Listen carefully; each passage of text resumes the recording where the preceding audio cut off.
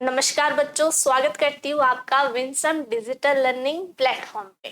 तो आज हम कक्षा 7 के पाठ 4 का अध्ययन करने वाले हैं, जिसका नाम है मिठाई वाला। तो आज की जो मिठाई वाला हमारा पाठ है, ये एक कहानी है और इस कहानी के जो लेखक है वो है भगवती प्रसाद वाजपेयी। हमारे जो लेखक है भगवती प्रसाद वाजपेयी, ठीक है। तो इनका जन्म जो है वो हुआ है 1899। भगवती प्रसाद वाजपेयी को राष्ट्रीय विचारों का पत्रकार कहा जाता है, क्योंकि इन्होंने हिंदी साहित्य में रचना के साथ साथ पत्रकारिता भी की है।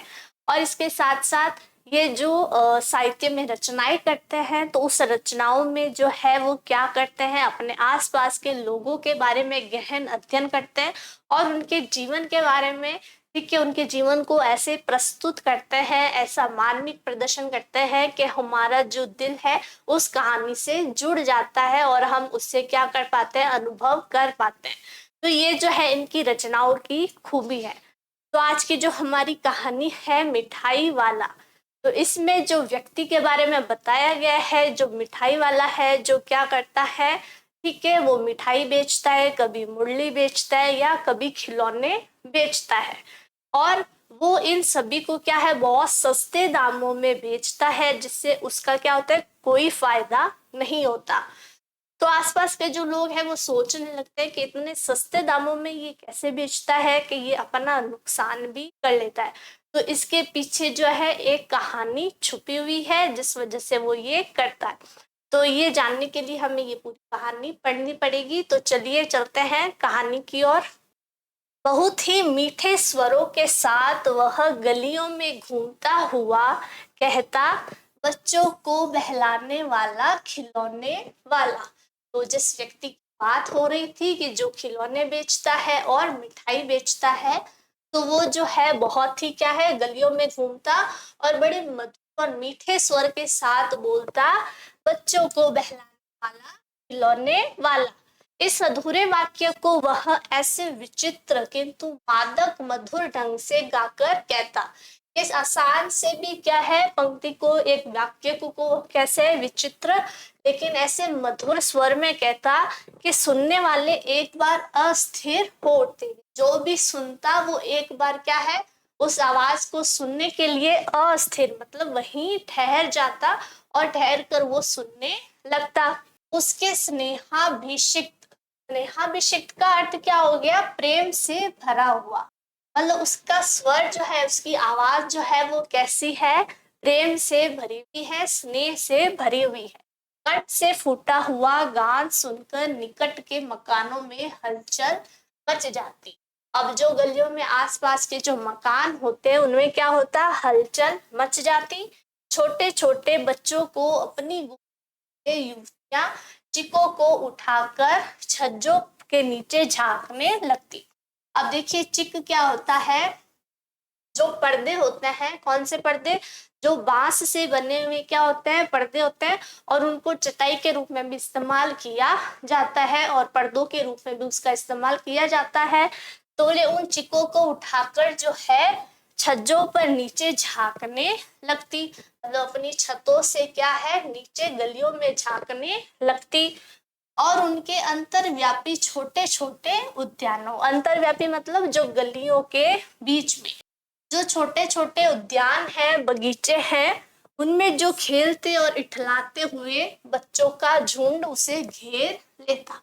तो वो जैसे ही खिलौने वाले की आवाज, मधुर आवाज सुनते, तो औरतें जो है वो क्या है, अपने बच्चों को गोद में उठा के अपनी छतों से देखने लगती।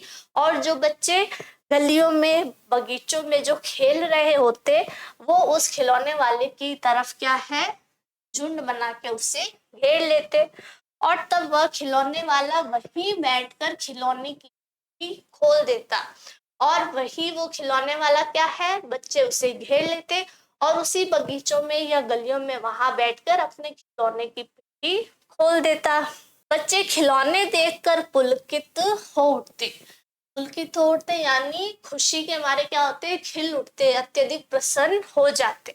वे पैसे लाकर खिलौने का मोल भाव करने लगते।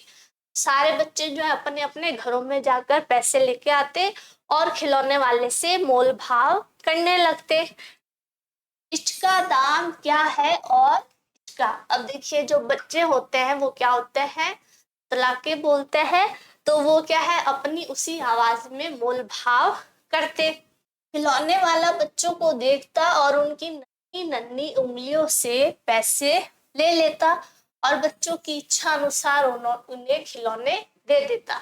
अब खिलौने वाला क्या करता, जो उनकी इच्छा अनुसार, जो बच्चों को क्या है उनकी इच्छा अनुसार जो खिलौना पसंद आ जाता वो बच्चों को दे देता और उनके छोटे छोटे कोमल हाथ से पैसे ले लेता। खिलौने लेकर बच्चे जो है वो क्या करते, उछलने कूदने लगते और तब फिर खिलौने वाला उसी प्रकार गाकर कहता, बच्चों को बहलाने वाला खिलौने वाला। अब देखिए उन बच्चों में क्या है वो खिलौने बांट देता और वापस यही स्वर गूंजता कि बच्चों को बहलाने वाला खिलौने वाला, और वो आगे बढ़ जाता। सागर की हिलोर, हिलोर का अर्थ है लहर। इस सागर में जब लहर उठती है तो एक क्या होती है, संगीत जैसा लगता है, एक लहर जैसे लगती है। तो उसी प्रकार जैसे सागर की लहर में एक लय होती है, उसी प्रकार उस खिलौने वाले की आवाज में भी एक मधुर लय थी। उसका यह मादक गान गली भर के मकानों में इस ओर से उस ओर तक लहराता हुआ पहुंचता। और जैसे जैसे वो गलियों में जाता और बार बार बोलता रहता तो उसकी जो आवाज है गली भर में और हर मकानों में क्या है गूंजता रहता। और खिलौने वाला आगे बढ़ जाता। राय विजय बहादुर के बच्चे भी घर आए। अब उसी गली में जो है उसी वहां पर भी एक मकान है जहाँ पर राय विजय बहादुर है और उनके बच्चे हैं। तो एक दिन वो भी वही खिलौने लेकर आए। वे दो बच्चे थे, चुन्नू और मुन्नू। दोनों बच्चों का क्या नाम है, चुन्नू और मुन्नू। जब खिलौने ले आया तो बोला, मेला मेला गोला कितना सुंदर है। जैसे मैंने बताया बच्चे जो है वो क्या है तुतलाकर बोलते हैं, तो उसने क्या बोला कि मेरा घोड़ा जो है वो कितना सुंदर है। चुन्नू बोला, और देखो मेला कैसा सुंदर है।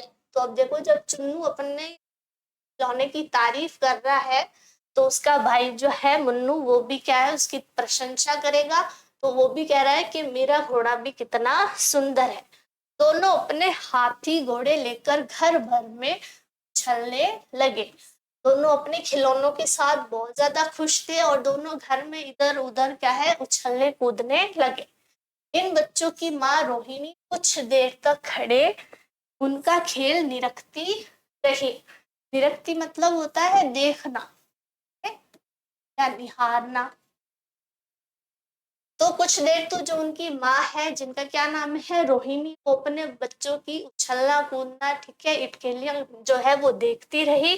अंत में दोनों बच्चों को बुलाकर उसने पूछा, अरे वो चुन्नू मुन्नू ये खिलौने तुमने में ये है। तो अंत में जो है उन्होंने उसने दोनों बच्चों को बुलाया और उससे पूछा कि अरे ओ चुन्नू मुन्नू तुमने ये जो खिलौने हैं वो कितने में लिए हैं। मुन्नू बोला 2 पैसे में। बोला कि 2 पैसे में लिए हैं। खिलौने वाला दे गया है। रोहिणी सोचने लगी इतने सस्ते कैसे दे गया है, यह तो वही जाने, लेकिन दे तो गया ही है इतना तो निश्चय। तो रोहिणी जो है वो सोचने लगी कि इतने सस्ते दामों में वो खिलौने कैसे दे गया। तो एक संशय जो है रोहिणी के दिमाग में आया। फिर वो सोचने लगी कि चलो 2 पैसे में तो दे गया है ये तो बात निश्चय ही है। एक जरा सी बात ठहरी, मतलब ये जो एक बात है वो ठहरी मतलब उसके दिमाग में आई।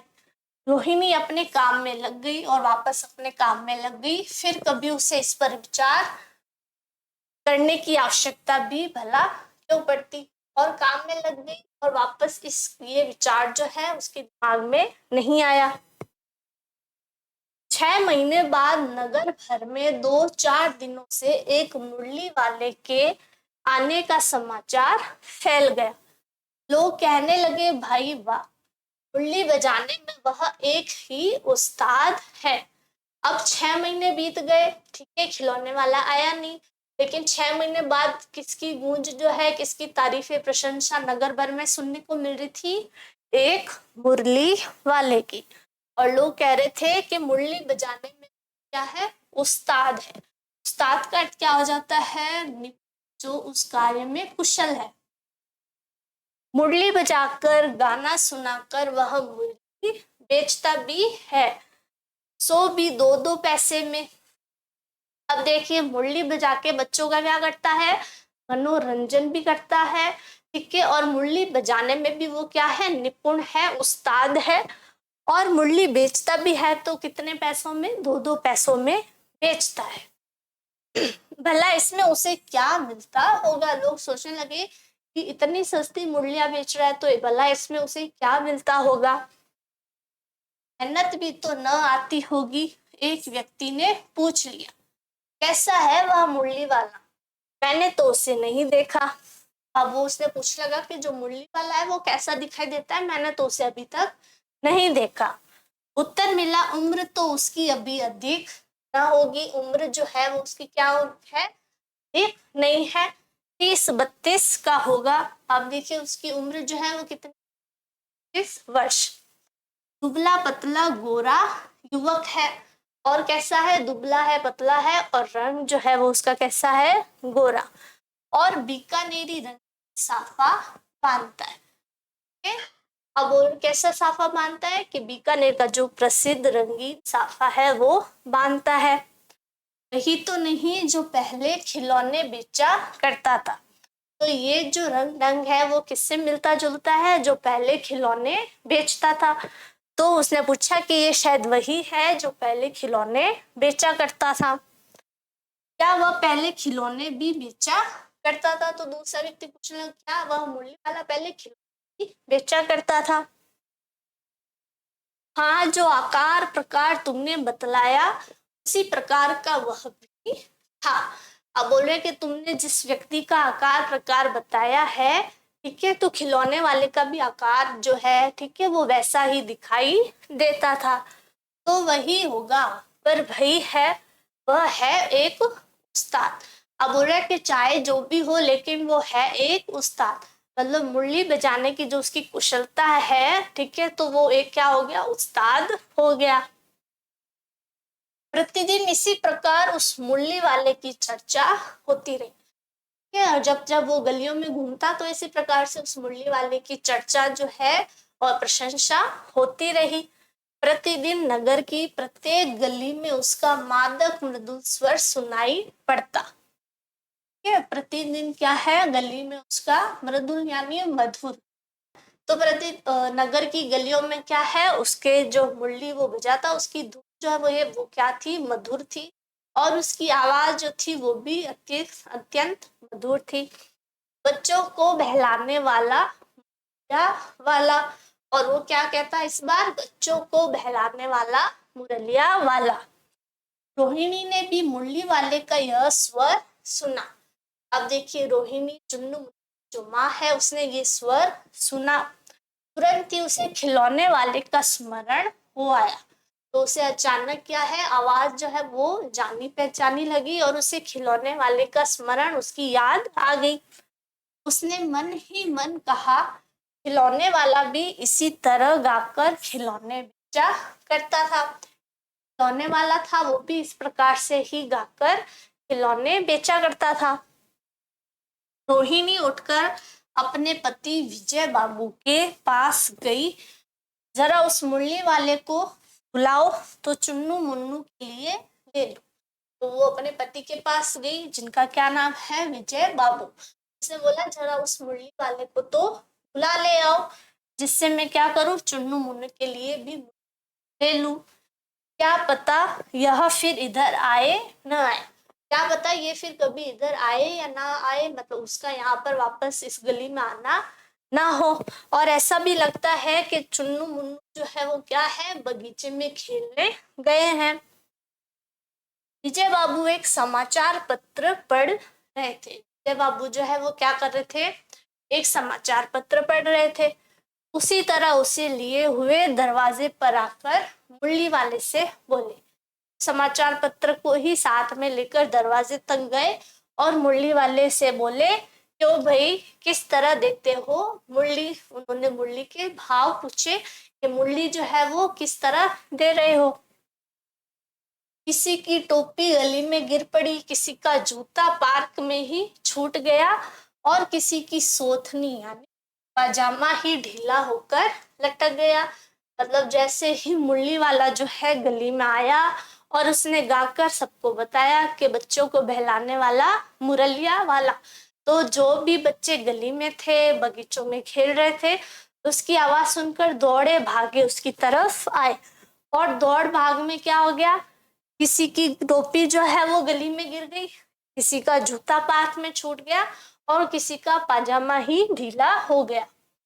इस तरह दौड़ते हाफते हुए बच्चों का झुंड आ पहुंचा, और इस प्रकार से सारा बच्चों का झुंड जो है वो मुरली वाले की तरफ आ पहुंचा।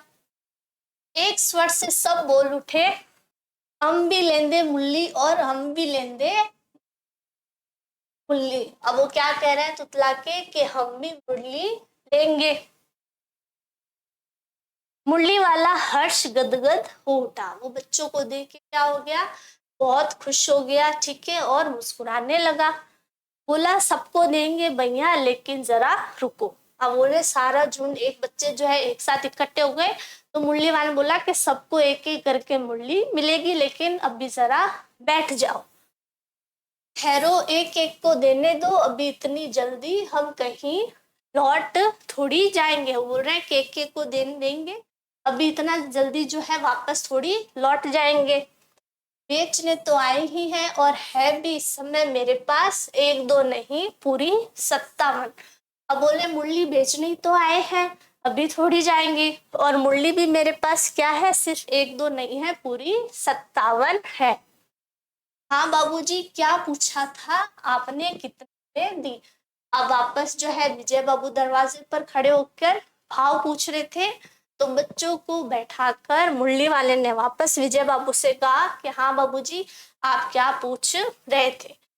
तो उन्होंने भाव बताए कि दी तो वैसे 3 पैसे के हिसाब से है, पर आपको 2-2 पैसे में दे दो।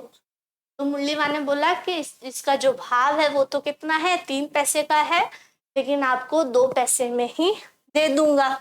विजय बाबू भीतर बाहर दोनों रूप मुस्कुरा। अब जब विजय बाबू है उसकी बात सुनकर मुस्कुरा दिए, मन ही मन कहने लगे, कैसा है, देखता तो सबको इसी भाव से है, पर मुझ पर उल्टा एहसान लाद रहा है। अब वो क्या कह रहा है कि कैसा व्यक्ति है, सबको देता तो एक ही भाव से है, मतलब सबको 2-2 पैसे के भाव से ही देता है, लेकिन मुझे इस प्रकार से बोल रहा है जैसे मुझ पर कोई एहसान कर रहा हो। फिर बोले तुम लोगों की झूठ बोलने की आदत होती है। तो उसे बोलने लगे कि लोगों की तो झूठ बोलने की आदत ही होती है, देते सभी क्या हो, 2-2 पैसे में हो, पर एहसान ऐसे जताते हो, ऐसे जो है एहसान मेरे ऊपर ही लाद रहे हो कि सबको देते तो एक ही भाव से हो, लेकिन मुझे ऐसा एहसान जता रहे हो। मुरली वाला एकदम अप्रतिभ हो गया, यानी उदास जो है वो हो गया, उसे थोड़ा दुख पहुंचा, और बोला आपको क्या पता बाबूजी कि इनकी असली लागत क्या है। उसने उदास मन से, दुखी मन से कहा कि आपको क्या पता कि इनकी असली लागत जो है वो क्या है। यह तो ग्राहकों का दस्तूर है। ग्राहक जो खरीदने वाला होता है उसे क्या कहेंगे, ग्राहक कहेंगे। तो उनका दस्तूर होता है कि दुकानदार चाहे, यानी जो बेच रहा है, जो दुकानदार है वो क्या है, हानि, मतलब अपने खुद को हानि पहुंचाकर, खुद का घाटा खाकर भी चीज क्यों ना बेचे, पर ग्राहक यही समझते हैं दुकानदार मुझे लूट रहा है। ठीक है, चाहे दुकानदार को उस चीज को सस्ते दामों में बेचने पर क्या हो रही है, हानि हो रही है, घाटा लग रहा है, फिर भी ग्राहक जो है, खरीदने वाला, उसे क्या लगेगा कि दुकानदार जो है वो उसे लूट रहा है, मतलब वो उससे कोई ना कोई फायदा हो रहा है या पैसे बचा रहा है। आप भला काय को विश्वास करेंगे, लेकिन सच पूछिए तो बाबूजी असली दाम 2 ही पैसा है। अब बोल रहे हैं कि आप तो क्यों विश्वास करेंगे, लेकिन सच मानिए असली जो दाम है वो क्या है, 2 पैसा ही है। आप कहीं से 2 पैसे में ये मुरली नहीं पा सकते। तो आप कहीं भी चले जाए आपको ये मुरली जो है वो 2 पैसे में नहीं मिलेगी। मैंने तो पूरी 1000 बनवाई थी तब मुझे इस भाव पड़ी है। अब बोल रहे कि मैंने तो एक साथ क्या है 1000 बनवाई थी तब मुझे थोड़े भाव जो है कम लगे, यानी 2 पैसे लगे। लेकिन वही मुरली वाला अगर 1 या 2 मुरली बनवाता तो उसकी लागत जो है वो क्या होती, ज्यादा आती। विजय बाबू बोले अच्छा मुझे ज्यादा वक्त नहीं, जल्दी से 2-2 निकाल दो। तभी विजय बाबू क्या बोले, चलो मेरे पास तो भी ज्यादा वक्त नहीं है, 2-2 मुरली जो है वो निकाल दो। 2 मुरलियां लेकर विजय बाबू फिर मकान के भीतर पहुंच गया। उन्होंने 2 मुरली और मकान के भीतर चले गए। मुरली वाला देर तक उन बच्चों के झुंड में मुरलियां बेचता रहा, लेकिन जो मुरली वाला है वो वहीं बैठकर बच्चों के झुंड को क्या है, मुरली देता रहा। उसके पास कई रंग की मुरलियां, उसके पास क्या है, अलग अलग रंगों की, अनेक रंगों की मुरलियां थी। बच्चे जो रंग पसंद करते मुरली वाला उसी रंग की मुरली निकाल देता। जिस बच्चे को जिस रंग की मुरली पसंद आती वही मुरली उस बच्चे को दे देता। यह बड़ी अच्छी मुरली है, तुम यही ले लो बाबू। राजा बाबू तुम्हारे लायक तो बस यह है। बच्चे को क्या है, उसका मन लुभाते। ठीक है, एक बच्चे को बोलता है कि तुम्हारे लिए ये मुरली अच्छी है और तुम्हारे लायक तो ये है। हाँ भैया तुमको वही देंगे, ये लो। तुमको वैसी ना चाहिए, यह नारंगी रंग की, अच्छा वही लो। तो अगर किसी को नारंगी रंग की मुरली पसंद आती तो उस बच्चे को वही देते। ले आए पैसे, अच्छा ये लो तुम्हारे लिए, मैंने पहले ही से ये निकाल के रखी थी। तुमको पैसे नहीं मिले, तुमने अम्मा से ठीक तरह मांगे ना होंगे। धोती पकड़कर पैरों में लिपटकर अम्मा से पैसे मांगे जाते हैं। अब एक बच्चे की अम्मा ने क्या है उसे पैसे नहीं दिए तो उसे मुरली वाला क्या उपाय बताता है कि तुमने अच्छी तरह से मांगे नहीं होंगे। कैसे किस प्रकार से मांगे जाते हैं, अम्मा की धोती पकड़कर पैरों में लिपटकर अम्मा से पैसे मांगे जाते हैं। बाबू हाँ फिर जाओ, अब की बार मिल जाएंगे। और वो बच्चा वापस अपनी पैसे मांगने जाता है। तू अन्नी है तो क्या हुआ, ये लो पैसे वापस लो। ठीक हो गया ना हिसाब, मिल गए पैसे। देखो मैंने तरकीब यानी जो उपाय बताया था, अब तो किसी को नहीं लेना है, सब ले चुके। मतलब जो तरकीब मुरली वाले ने उस बच्चे को बताई थी वो काम कर गई, उसकी अम्मा ने उसे पैसे दे दिए। तुम्हारी माँ के पास पैसे नहीं है, अच्छा तुम भी यह लो। अच्छा तो अब मैं चलता हूँ। ठीक है, अब किसी की माँ गरीब थी, उसके पास पैसे नहीं थे, तो उसने उस बच्चे को जो मुरली है वो क्या है मुफ्त में ही दे दी। आज अपने मकान में बैठी हुई रोहिणी मुरली वाले की सारी बातें सुन रही थी। जो चुन्नू मुन्नू माँ थी, विजय बाबू की जो पत्नी थी रोहिणी, वो मुरली वाले की सारी बातें जो है वो सुन रही थी। आज भी उसने अनुभव किया कि आज भी उसे क्या अनुभव हुआ कि जो मुरली वाला है वो बच्चों के साथ इतने प्यार से बातें करता है। कोई भी फेरी वाला पहले कभी नहीं आया, मतलब ऐसा बेचने वाला जो फेरी लगाकर बेचते हैं ऐसा कभी नहीं आया जो बच्चे से इतने प्यार से बातें करता हो। फिर वह सौदा भी कैसा सस्ता बेचता है, और वो जो अपना सामान है वस्तु है वो भी कितना सस्ते में बेचता है। भला आदमी जान पड़ता है। रोहिणी सोच रही है कि बहुत ही बड़ा आदमी है। समय की बात है जो बेचारा इस तरह मारा मारा फिरता है। अब रोहिणी सोच रही है कि शायद वो बहुत ज्यादा गरीब होगा, ठीक है, हालातों से मारा होगा, इसलिए क्या है समय की बात है जो इस तरह मारा मारा फिरता है, मतलब इस वजह से उसे सस्ते दामों में बेचना पड़ रहा है। पेट जो ना कराए सो थोड़ा। इसी समय मुरली वाले का क्षीण स्वर दूसरी निकट की गली से सुनाई पड़ा। अब जो मुरली वाला है वो क्या है, दूसरी गली में जा चुका है, तो वो दूर जा चुका है, तो अब उसकी आवाज जो है, उसका स्वर जो है वो कैसे सुनाई देगा, माँ स्वर सुनाई देगा। बच्चों को बहलाने वाला मुरलिया वाला। अब जब दूर चले जाता है तो आवाज क्या है, आने लगती है। रोहिणी इसे सुनकर मन ही मन कहने लगी, और स्वर कैसा मीठा है। तो उसकी जो धीमी आवाज आ रही थी, तो मन ही मन क्या सोचने लगी कि उसकी आवाज जो है, उसका स्वर जो है वो कितना मीठा और मधुर है। इसका बहुत दिनों तक रोहिणी को वाले का वह मीठा स्वर और उसकी बच्चों के प्रति स्नेह सिक्त, मतलब उसकी जो आवाज थी और उसके सस्ते दामों में वस्तुओं को बेचना और बच्चों के साथ बड़े प्यार से रहना, बातें करना उसे याद आता रहा। अब वह महीने के महीने आए और चले गए, फिर मुरली वाला न आया। धीरे धीरे उसकी स्मृति भी क्षीण हो गई। अब बोल रहे कि महीने और महीने चले गए, बीतते चले गए, मुरली वाला आया नहीं। तो उसके साथ साथ क्या हुआ समय के साथ, कि उसकी जो स्मृति थी, जो यादें थी, वो भी क्या होने लग गई, कम होने लग गई। 8 मास बाद यानी 8 महीनों बाद सर्दी के दिन थे। रोहिणी स्नान करके मकान की छत पर, ठीक है, छत पर चढ़कर आजानु लंबित केश राशि। अब बच्चों देखिए इसका अर्थ क्या होता है, आजानु लंबित यानी दोनों तक जो लंबे बाल होते हैं, केश होते हैं, उनको सुखा रही थी।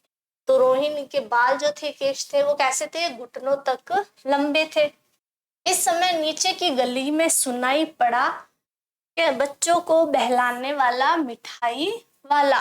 तो 8 महीने बाद में एक और स्वर सुनाई दिया, और वो स्वर क्या था, बच्चों को बहलाने वाला मिठाई वाला। अब जो है वो क्या बेचने आया है, मिठाई बेचने आया है। मिठाई वाले का स्वर उसके लिए परिचित था, और वो स्वर रोहिणी के लिए क्या था, परिचित था, वो उसे पहले भी सुन चुकी थी। झट से रोहिणी नीचे उतर आई। उस समय उसके पति मकान में नहीं थे, और वो झट से मतलब छत पे थी और नीचे आई, और उस समय जो है उसके पति मकान में नहीं थे, लेकिन वृद्धा बूढ़ी दादी थी। रोहिणी उनके निकट आकर बोली, दादी चुन्नू मुन्नू के लिए मिठाई लेनी है, जरा कमरे में चलकर ठहराओ। उन्होंने बोला कि चुन्नू मुन्नू के लिए मिठाई लेनी है, तो उसे जरा बुलाकर कमरे में ठहराओ। मैं इधर कैसे जाऊं, कोई आता न हो। और बोल रहे मैं तो बाहर जा नहीं सकती। तो देखिए इससे क्या पता चलता है कि ये जब कहानी लिखी गई है, उस समय क्या था, पर्दा प्रथा जो थी वो बहुत ज्यादा थी, कि जो औरतें होती थी, जो पत्नियां होती थी, वो घर से बाहर नहीं निकल सकती थी। इसलिए जब पहली बार उन्होंने किसको भेजा था बाहर, अपने पति को, और इस बार वो अपनी दादी को बाहर भेज रही है। जरा हटकर मैं भी चीख की ओट में बैठी रहूंगी। चीख हमने पहले पढ़ा है, क्या है, जो बांस के जो पर्दे होते हैं या चटाई होती है उनको कहते हैं, उसकी ओट में, उसकी आड़ में खड़ी थी। दादी उठकर कमरे में आकर बोली, ए मिठाई वाले इधर आओ। और मिठाई वाला जो है उनकी आवाज सुनकर उधर निकट आ गया, पास आ गया। बोला, कितनी मिठाई दूं माँ, ये नई तरह की मिठाइयाँ है। और वो बोलने लगा कि मिठाइयाँ दूं आपको माँ, ये जो मिठाइयाँ है वो क्या है, नई तरह की है, रंग बिरंगी, कुछ कुछ खट्टी, कुछ कुछ मीठी, जायकेदार। जायकेदार यानी स्वादिष्ट, के बड़ी देर तक मुंह में टिकती है। इस समय से क्या है, मुंह में क्या है, घुलती रहती है, जल्दी नहीं घुलती। बच्चे बड़े चाव से चूसते हैं इन्हें, गुणों के सिवा ये, मतलब ये गुण तो है ही है कि कुछ खट्टी, कुछ मट्टी, रंग बिरंगी, अलग अलग आकार की, और इसके साथ ये क्या है, खांसी भी दूर करती है। कितनी दूर चपटी गोल पहलदार गोलियां है, मतलब अलग अलग आकार की, पहलदार यानी अलग अलग आकार की गोलियां हैं। पैसे की 16 देता हूँ। 1 पैसे की कितनी, देता हूँ, 16 देता हूँ। दादी बोली 16 तो बहुत कम होती है भला, 25 तो देते। अब जो दादी है वो क्या करने लगी, मोल भाव करने लगी कि 16 तो तुम बहुत कम देते हो, 1 पैसे की कितनी देनी चाहिए, 25 तो देनी चाहिए। मिठाई वाला, नहीं दादी अधिक नहीं है, इतना भी देता हूँ। वो बोल रहे कि ये जो है वो क्या है, कम नहीं है, 25 तो बहुत ज्यादा हो जाएगी, इतना तो मैं नहीं दे सकता। यह अब मैं तुम्हें क्या खैर में अधिक नहीं दे सकूंगा। अब वो और ज्यादा बता नहीं सकता ना कि कितनी लागत है, बोले खैर ये छोड़ो, मैं 25 तो नहीं दे सकता। रोहिणी दादी के पास ही थी। रोहिणी जो थी वो क्या है, पीछे आड़ में ही थी और ये सब बातें सुन रही थी। दादी फिर भी काफी सस्ता दे रहा है, 4 पैसे की ले लो। अब बोले कि फिर भी ये जो भाव है क्या है, सस्ते में ही दे रहा है, 4 पैसे की ले लो, यह पैसे रहे। मिठाई वाला मिठाइयाँ गिनने लगा और वो मिठाई देने के लिए मिठाइयाँ गिनने लगा। तो 4 की दे दो, अच्छा 25 नहीं सही 20 ही दे दो। अब दादी भी जो है वो क्या है, अपने व्यवहार से मजबूर है। उसने बोला 25 तो दी नहीं, तो बोल रहा है 25 ना सही क्या करो, 20 तो दे ही दो। ठीक है, मैं तो बूढ़ी हुई, मोल भाव अब मुझे ज्यादा करना आता भी नहीं। अब बोले मैं तो बूढ़ी हो चुकी हूँ, मुझे तो ज्यादा मोल भाव करना नहीं आता।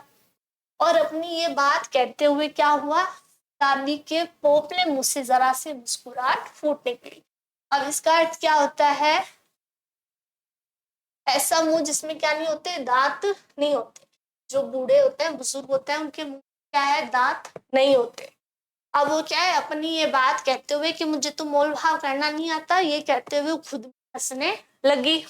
रोहिणी ने दादी से कहा, दादी से पूछो कि तुम इस शहर में, ठीक है, कभी पहले भी आए हो या पहली बार आए हो। दादी से पूछो कि इस शहर में तुम नए हो या पहले भी आए हो या यहीं रहते हो। यहाँ के निवासी तो तुम हो नहीं, कि यहाँ के निवासी तो तुम नहीं लगते।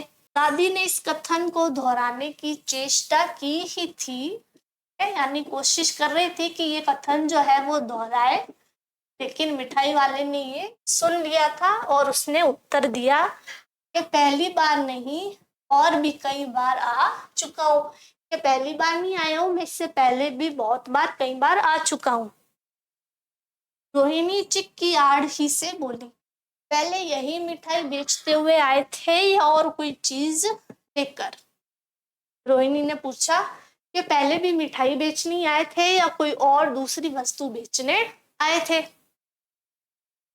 मिठाई वाला हर्ष, संशय और विस्मयादि भावों में डूबकर बोला।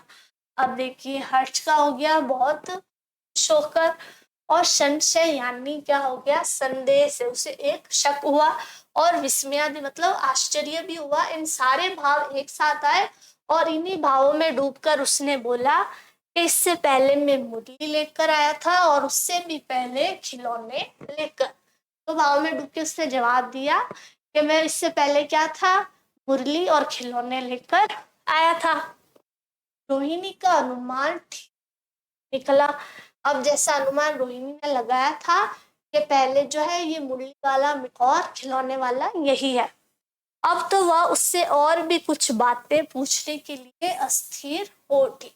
अब रोहिणी के मन में क्या था, और भी सवाल जो है, प्रश्न जो है वो आने लगे और वो उससे पूछना चाहती थी। वह बोली, इन व्यवसायों में भलाई तुम्हें क्या मिलता होगा, कि तुम जो व्यवसाय करते हो, इतने सस्ते दामों में सामान बेचते हो, इससे तुम्हें क्या ही मिलता होगा। वह बोला, मिलता भला क्या है, यही खाने भर को मिल जाता है, कभी नहीं भी मिलता है। अब और इस व्यवसाय में मिलता तो कुछ नहीं है, अगर कुछ मिलता है तो क्या है, कभी कभी खाने भर, पेट भरने जितना मिल जाता है, और कभी तो वो भी नहीं मिलता।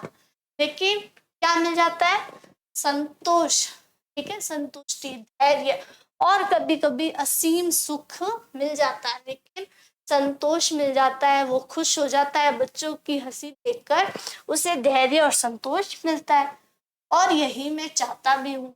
और बोलता है कि और मुझे चाहता भी मैं यही हूँ, मुझे चाहिए भी इसी से ये।